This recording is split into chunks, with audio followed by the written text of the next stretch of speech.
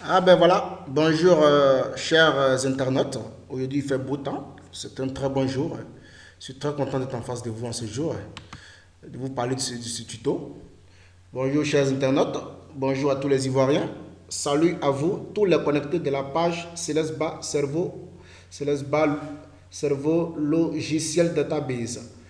Ok, le thème de ce tuto, comme il est en face de vous, quel est le meilleur système d'exploitation OS Operating System utilisé aujourd'hui par les informaticiens. Ok, j'ai sélectionné quelques systèmes d'exploitation, c'est-à-dire Windows XP, Windows Vista, Windows 7, Windows 8 et Windows 8.1.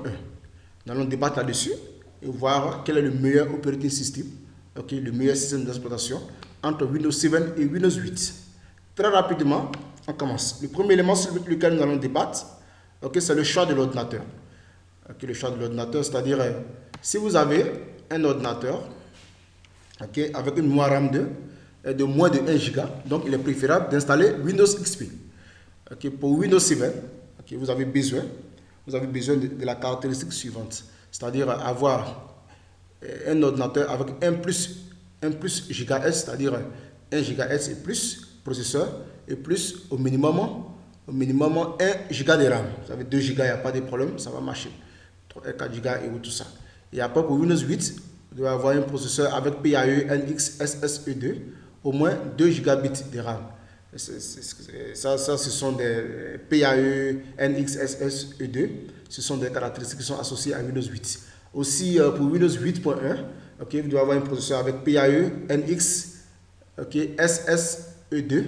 Ici, il faut avoir au moins 2 Go, mais mieux 4 Go de RAM. Ok, 4 Go de RAM, c'est mieux. Après cela, il y a les pilotes. Les pilotes, ça, ce sont les drivers. Certains ordinateurs fabriqués ont uniquement les pilotes de Windows 8, Windows 8.1 disponibles, pas Windows 7, car il y a une amélioration des pilotes au niveau des machines pour Windows 8. C'est ce que nous appelons la gourmandise de Windows 8, une façon de faire la promotion de Windows 8. Aujourd'hui, certains constructeurs ont conçu des machines dont les pilotes disponibles, ce sont les pilotes de Windows 8, c'est-à-dire vous ne pouvez pas installer Windows 7 sur ces machines. Ça, c'est le racisme logiciel. On appelle ça le racisme logiciel ou la gourmandise de Windows 8. Ils font la promotion de ce que les utilisateurs puissent seulement se brancher sur Windows 8.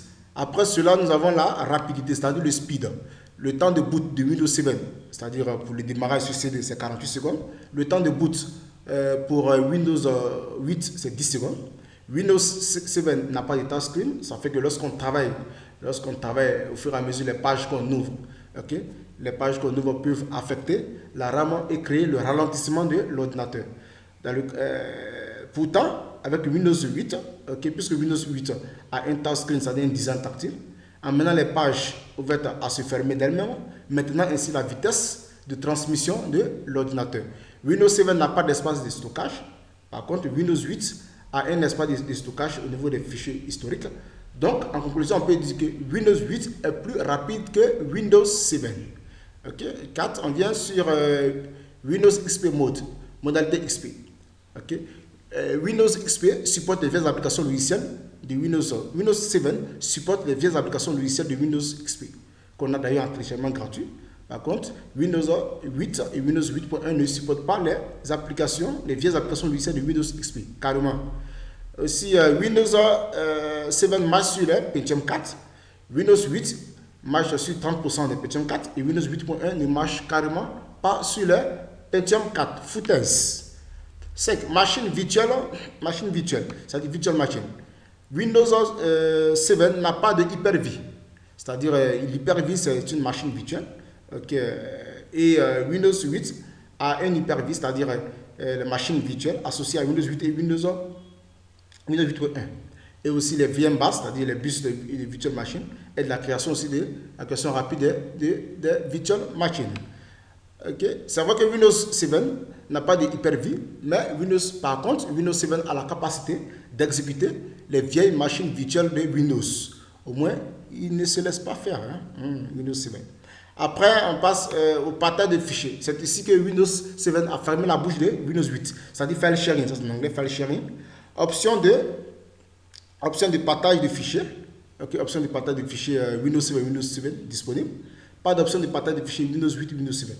Pour que vous puissiez faire le partage de fichiers entre Windows, pour Windows 8, il faut faire que Windows 7 soit là. C'est-à-dire Windows 8 aura toujours besoin de Windows 7. Ok, donc ici, Windows 8 n'a pas la parole. Il aura toujours besoin de Windows 7. En conclusion, pour moi, ma conclusion avec tout ce que je viens de voir, Windows 7 reste le meilleur dans le cas où la dernière version de Windows 8.1 n'est pas encore disponible pour inclure les blocages causés par Windows 8, c'est-à-dire Windows 8 au niveau des applications logicielles. Windows 8 ne supporte pas beaucoup d'applications logicielles et aussi doit aussi régler le problème de partage de fichiers. Okay. Merci à vous, chers internautes. À tous ceux qui m'ont écouté, vraiment j'étais très ravi d'être en votre compagnie. Et si vous avez des problèmes, vous pouvez me contacter sur mon Skype, comme certains le font. Okay. Et que Dieu vous bénisse.